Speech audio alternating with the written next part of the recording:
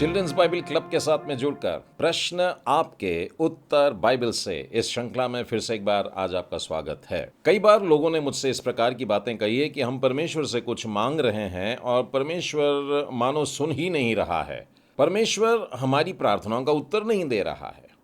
परमेश्वर ने मानो मेरी प्रार्थना को सुनना ही बंद कर दिया। और न जाने कितनी सारी शंकाएं ऐसे वे जीवते परमेश्वर के लिए इस प्रकार से कह रहे थे। ऐसा कभी होता नहीं है कि हमने प्रार्थना की हो और वो परमेश्वर ने नहीं सुना हो। परमेश्वर हमारी प्रत्येक प्रार्थना को सुनता है और प्रत्येक प्रार्थना का उत्तर भी देता है। तो आज का प्रश्न है,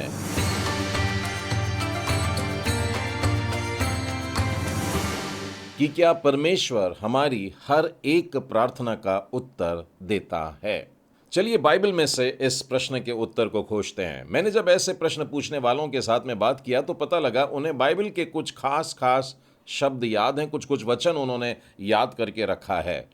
जब हम मत्ती रचित सुसमाचार के 6वें अध्याय और उसके 6वें वचन को देखते हैं, जहां पर यूं लिखा है कि जब तू प्रार्थना करे तो अपने भीतरी कक्ष में जा और दरवाजा बंद कर और अपने पिता से जो गुप्त में है तू मांग ले या विनती कर ले, प्रार्थना कर ले, और तेरा पिता जो गुप्त में है तुझे प्रतिफल देगा। तो कुछ लोगों को लगता है कि अगर हमने बंद कमरे में जाकर के परमेश्वर से कुछ मांगा है तो वो परमेश्वर जरूर देगा, लेकिन उन्होंने नहीं पाया। मैंने मत्ती के 21 और 22 को भी कोट करते हुए लोगों को देखा है, जहां पर यह लिखा है कि जो कुछ तुम प्रार्थना में विश्वास से मांगोगे वो सब तुमको मिलेगा। और लोगों का कहना है कि ब्रदर हमने बहुत विश्वास किया और विश्वास के साथ में मांगा है पर हमें अभी तक नहीं मिला है। उसी रीति से मरकुस रचित सुसमाचार और उसके 11वें अध्याय और उसके 24वें वचन को भी वे लोग क्लेम करते हैं, बताते हैं, और वहां पर यूं लिखा है कि जब तुम मांगते हो तो प्रतीति कर लो कि तुम्हें वो मिल गया और वो तुम्हारे लिए हो जाएगा। और जब उनको अभी प्राप्त नहीं हुआ है वो फिर भी कहते हैं कि हमको मिल गया है, और बाद में बड़े निराश होकर के आकर के कहते हैं कि हमें तो नहीं मिला है। और कुछ लोग तो बड़ा सरल मत्ती 7:7 उठा लेते हैं और कह देते हैं कि वहाँ लिखा है मांगो तो तुम्हें दिया जाएगा, और हमने प्रभु जी से मांगा है और हमको पासा अभी तक नहीं मिला। तो ये बड़ी निराशाओं को लेकर के आखिर में दोष परमेश्वर की तरफ लगा देते हैं कि परमेश्वर ने हमारी प्रार्थना सुनना बंद कर दिया या परमेश्वर हमारी प्रार्थना को सुन ही नहीं पा रहा है। मैं आप लोगों से कहना चाहूँगा कि परमेश्वर ने आपकी प्रत्येक प्रार्थना को सुना है और हर एक प्रार्थना का उत्तर देता है। परमेश्वर के उत्तर देने के तरीके जो हैं वो मुख्यतः 4 प्रकार के होते हैं। हम इन चारों प्रकारों को आज पवित्र शास्त्र बाइबल में से देखेंगे। पहला तरीका होता है जब परमेश्वर ने आपकी प्रार्थना सुना और कहा हाँ मैं देता हूं। इसका एक उदाहरण बताना चाहूंगा। पतरस पानी पर चल रहे थे। मत्ती रचित सुसमाचार उसके 14वें अध्याय में देखिएगा, वहां पर हम देखते हैं कि यीशु की ओर नजर लगा करके पानी पर भी चल रहे थे, लेकिन जब लहरों को देखा, हवाओं को देखा, प्रभु यीशु से अपना ध्यान हट गया उनका और वे डूबने लगे। और पतरस जब डूब रहे थे तब उन्होंने एक प्रार्थना की थी और उन्होंने कहा था, हे प्रभु मुझे बचा, लॉर्ड सेव मी। और जब उन्होंने ये कहा, बाइबल में लिखा है यीशु ने तुरंत हाथ बढ़ा करके उसे थाम लिया और पानी पर फिर से एक बार पतरस खड़े हो गए थे। यहां पर हम देखते हैं कि प्रार्थना की गई और प्रभु यीशु ने तुरंत उस प्रार्थना का उत्तर दिया। मैं एक और उदाहरण आप लोगों को बताना चाहूंगा लूका रचित सुसमाचार के 18वें अध्याय से। और यहां पर हम देखते हैं कि प्रभु यीशु यरीहो के मार्ग से होकर के यरूशलेम की तरफ जा रहे थे और मार्ग के किनारे एक अंधा भिखारी था। और जब उसको बताया गया कि यीशु नासरी जा रहा है तब वो जोर जोर से चिल्लाने लगा और कहने लगा, हे यीशु दाऊद की संतान मुझ पर दया कर। और वो जोर जोर से चिल्ला रहा था। लोग उसको चुप भी करा रहे थे, लेकिन वो और भी जोर से बोलने लगा। प्रभु यीशु ने उसको पास बुलवाया और उस अंधे से पूछा, तू क्या चाहता है मैं तेरे लिए करूं? उस अंधे ने जो वाक्य कहा, जो प्रार्थना की, वो ये वाला वाक्य था, हे प्रभु यह कि मैं देखने लगूं। और प्रभु यीशु ने उसकी इस प्रार्थना का उत्तर में यह कहा, देखने लग।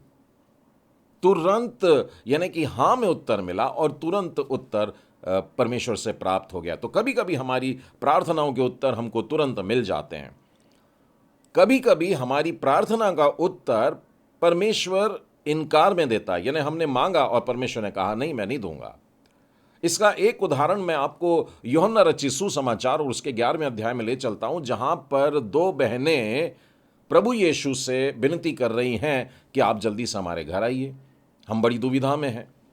वो उसको खबर करती हैं कि प्रभु जी, हमारा जो भैया है वो बहुत बीमार पड़ा है, तो आप जल्दी से आ जाइए और उसको चंगा कर दीजिए। वे बहनें प्रभु यीशु को, जो दूसरे किसी गांव में थे, वहां खबर भिजवाते हैं कि लाजर, हमारा भैया जो आपका प्रिय है, वो बीमार पड़ा है, आप जल्दी से आ जाइए। है ना, बहुत सीरियस भी हो जाते हैं, तब भी खबर भिजवाते हैं, लेकिन प्रभु यीशु नहीं आते हैं।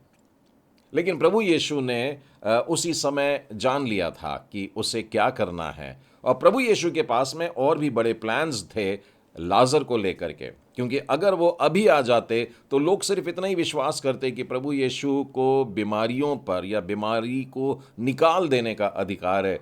लेकिन जब प्रभु यीशु बाद में आते हैं, मृत्यु के 4 दिन बाद आते हैं, तो दुनिया जानती है कि प्रभु यीशु जीवन, पुनरुत्थान है। मरे हुओं को भी जिलाने की सामर्थ प्रभु यीशु को दी गई है। इस इनकार वाले में एक और उदाहरण आप लोगों को भी मालूम होगा। आप अगर पौलुस के जीवन को देखते हैं, दूसरा कुरिन्थी और उसके 12वें अध्याय में देखिएगा, वहां पर पौलुस बहुत गिड़गिड़ा करके प्रार्थना करता है। वो कहता है कि मेरी देह में एक कांटा चुभाया गया है, और मैंने परमेश्वर से विनती की, मैंने उससे प्रार्थना की, मैंने उसके सामने गिड़गिड़ाया, मैंने 3 बार या 3 लंबे समय तक मैंने प्रभु के सामने अपने आंसुओं को बहाए हैं, मैंने उपवास और प्रार्थना के साथ विनती की है। लेकिन परमेश्वर ने उसके इस कांटे को, जो उसकी देह में था, उसकी इस तकलीफ को, उसकी इस बीमारी को नहीं दूर किया, लेकिन उत्तर में कह दिया कि मेरा अनुग्रह तेरे लिए काफ़ी है। पौलुस इस बात को स्वीकार भी कर लेता है, उसकी प्रार्थना के इनकार को स्वीकार कर लेता है और कहता है, हाँ प्रभु जी, जब जब मैं निर्बल होता हूँ तब आपकी सामर्थ्य से भर जाता हूँ। तीसरा तरीका है जो परमेश्वर हमारी प्रार्थना के उत्तर में देता है, और वो तब कहता है कि थोड़ा रुकना होगा आपको। और इसके लिए मुझे उत्पत्ति की पुस्तक में आपको ले चलता हूँ। 12वें अध्याय से लेकर 21वें अध्याय तक एक निसंतान अब्राम और सारा को वो प्रॉमिस करता है कि तुम्हारा वंश कैसा होगा। वो तंबू में से बाहर निकलने को बोलता है और बोलता, आसमान को देख, कितने तारे हैं, देख ले, ऐसा तेरा वंश होगा, और समुद्र की रेत की कणों को गिन ले, क्या तू उसे गिन सकता है, ऐसा तेरा वंश होगा। और एक लंबा समय उसे रुकना पड़ता है। 75 वर्ष की आयु में परमेश्वर ने उसे आवाज़ दिया, उसे बुलाहट हुई, और वो परमेश्वर की सुन के चलता है। लेकिन उसे जब उसका अपना पुत्र साराह से प्राप्त होता है, तब उसकी उम्र 100 बरस की थी। एक बड़ा लंबा समय अब्राहम को रुकना पड़ा, लेकिन परमेश्वर ने उसकी प्रार्थना का उत्तर दिया। तो रुक करके परमेश्वर हमारी प्रार्थना का उत्तर देता है, थोड़ा समय लेकर के देता है। एक और तरीका है परमेश्वर के उत्तर देने का, और वो ये है कि परमेश्वर सिर्फ चुप हो जाता है। मैं इसके लिए आपको उदाहरण देता हूँ। सुसमाचार में मत्ती के 17वें अध्याय में देखिए, प्रभु यीशु अपने 3 चेलों को लेकर के, याकूब है, यूहन्ना है और पतरस है, उनको लेकर के एक पहाड़ पर गए हुए हैं, और उस पहाड़ पर जाने के बाद में उनका रूप परिवर्तन हो गया। और जब शिष्यों ने देखा तो उसके साथ, मतलब प्रभु यीशु के साथ में मूसा और एलिया को बात करते हुए देखा, घबरा गए थे। और तब उन्होंने एक विनती की, एक प्रार्थना की, और उन्होंने ये कहा था कि प्रभु जी, हम यहाँ पे 3 तंबू बना लें। और यीशु ने तो कुछ जवाब नहीं दिया, लेकिन हाँ, एक बादल जो वहाँ पर उनको छा लिया था वो छंट जाता है, और उनको स्वर्ग से एक आवाज़ सुनाई देती है कि यह मेरा प्रिय पुत्र है, इसकी सुनो। और उस समय मूसा और एलिया वहाँ पर नहीं रहते, केवल प्रभु यीशु रहते हैं।